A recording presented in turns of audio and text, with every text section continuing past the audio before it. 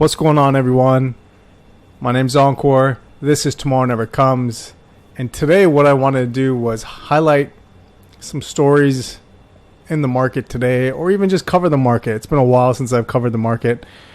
We get so caught up in the Bitcoin price action or the ETH price action. Is it going up? Is it going down? That a lot of times we forget to zoom out, right? And take perspective on what's happening in the space. Look, Bitcoin is the king of the jungle, hands down. ETH is like the tiger of the jungle, sure. But the space is quite big, and there are quite a variety of things within the crypto space that have actual value, can generate revenue and profits along with that, and is growing along with Bitcoin and ETH. So it's important just to kind of highlight certain things and just what's happening in the world, and how does that factor in when it comes to the crypto space. So real quick, I just wanted to go over some things here. Now, from a stock market perspective, and as of now anyway, the stock market and the crypto market, at least Bitcoin, are relatively tied together, and they have been for some time. And things have been horrific in the stock market since, I would say, November of 2021. Just been on a steady decline. And every time there's a new 52-week low and you think that's it, there's another 52-week low the next day or the next week. And so, the last 2 days or so, we've had a bounce. Things seem to be looking pretty good. But you never know. You never know. So one of the things, obviously, is that the Fed went ahead and declared that they will have a rate hike, their first one in several years. It is 25 basis points, which is 0.025%. And they do expect that there will be 6 more. However, having said that, and usually when the Fed says something of that nature where they're going to start raising interest rates, it kind of tightens the market. And the market usually doesn't act favorably to that, at least for the growth stocks, right? Or the growth prospects. But today it didn't matter. There was so much fear in the market that literally them kind of saying, yes, this is what we're going to do, and they solidified the plan, things bounced. Now, does that mean that tomorrow things won't sell off? No, doesn't mean that. Could definitely, it has the potential, especially after such a bounce. After such a long time, it is possible that does happen, but we could be nearing a bottom. Having said that, I just wanted to highlight that things are moving in the market, even though everyone's always focused around price action, right? And this shows price, but from a broad perspective, right? The Dow futures, the S&P, the NASDAQ, all these things are more broad buckets. And then right up here, you guys can see this just kind of popped up that the Japan market is starting to rebound significantly. So it's always good news that things around the world are starting to kind of take a different turn, right? Maybe headed towards a more sustained positive outlook. But let's look at the Bitcoin price, right? And if you look down the bottom right here, we're hovering just under 41,000.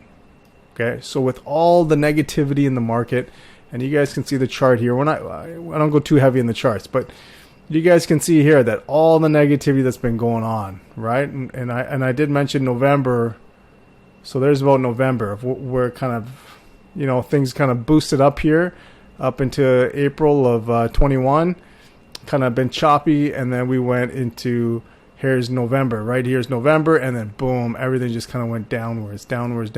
Same with the stock market. Everything just kind of tanked, okay? But we were trending down between the low to mid 30s, even wicked down below that a little bit, right? But here we are sitting at 41, just under 41,000, and things are looking good. All right. Fundamentally, the amount of supply on exchanges has reduced, meaning people are taking them off the exchanges because they don't want anyone to have access to their Bitcoin. That's always a great thing. When people are stashing it or storing it away, that means they're long-term bullish on it, and they see greater outcomes coming down the pipeline. And so they want to secure it and make sure nobody else has access to it. So that's a great thing. But what about in terms of what's going on in the world, right? And we all know what's happening in Ukraine and everything like that. But just from, we see true use case, true value from what's happening. They were able to raise, more than 54 million from Bitcoin donations. All right. And this is direct. This isn't, you go to some charity who then decides where to give it or how to give it. No, this is a direct address that the Ukrainian government provides, and you go ahead, enter that into your MetaMask or however you want to transfer it, and nobody stops you, right? You have the ability to send it directly, peer-to-peer, low fees, and just get it through, right? And so when everything else was falling apart around them and they had access to nothing, they're able to accumulate $54 million worth of Bitcoin. So that's great.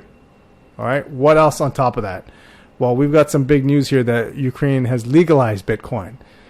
So what does that mean? Is that they've actually opened it up where Bitcoin service providers are able to function from a legal perspective and provide services and access to Bitcoin within the Ukraine. And so it's getting clear directions on what's happening.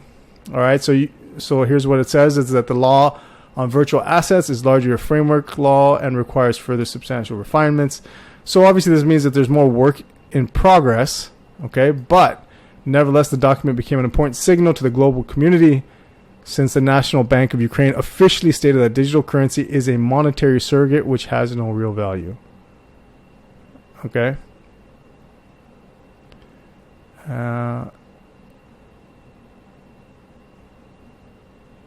And so what they're trying to do here is that they're trying to create a high-tech, innovative cryptocurrency market, right? That has clearly defined rules. And so it's very important that we see these types of things.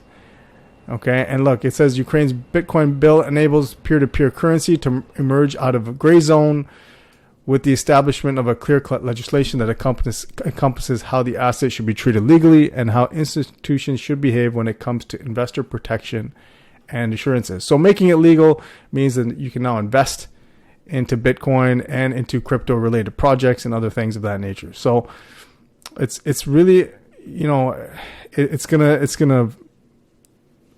create a great foundation for entrepreneurship, right? Especially in the crypto markets. And you got some clarity with legalities, and now you have access to funding, and you can do all kinds of things with it once it's deemed legal.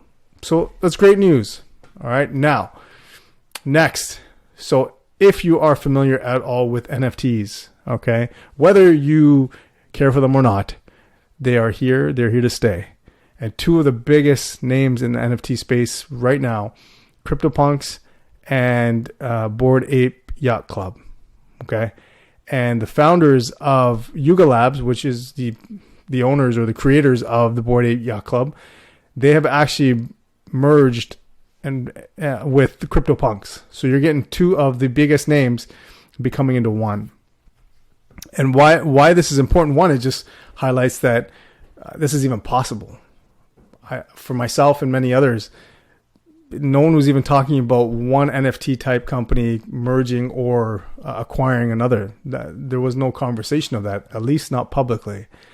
And if you look here, it actually goes on to state there was some, pitch deck that was leaked, which doesn't seem all that accurate, but really highlights the revenue associated with it. So the company, the Yuga Labs company here, generated $127 million in net revenue last year, and is expected to reach $455 million by 2022. By the end of 2022. That's ridiculous. We're getting over 4 times the revenue on something that was producing $127 million.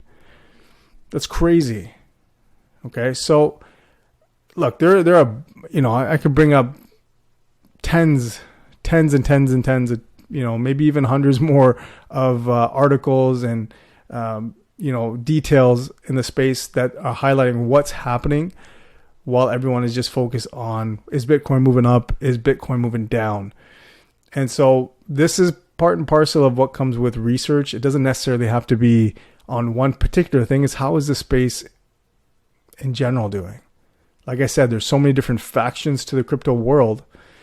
Are you into decentralized finance? Are you into just Bitcoin and ETH, or just Bitcoin alone? Are you into NFTs? Are you into purchasing land? Like, there are so many different aspects to it. that it's nice sometimes to zoom out and see how far things have come. I mean, you've got countries, you've got states, you've got, high-end investors all either investing in it, putting it on their balance sheets. I mean, these companies as well, or just even talking about it, engaging in it. So it's very promising. Like I said, like I've always said, the space is not going anywhere. It's only going to become more prevalent. It's only going to become more mainstream, and the mass adoption is going to happen. It's just a matter of when. And so I wanted to really highlight some of these things that are happening that maybe you're not too familiar with, or maybe doesn't enter the picture when all you think about is, well, where's Bitcoin's price? Why is it only at 41,000 when, the top was 69,000 US, or, around that mark. So just sometimes zoom out. I've said this in previous videos before. Zoom out, look at the market as a whole, and whether people like it or not, the crypto market is tied to all of our markets now. That's a good thing.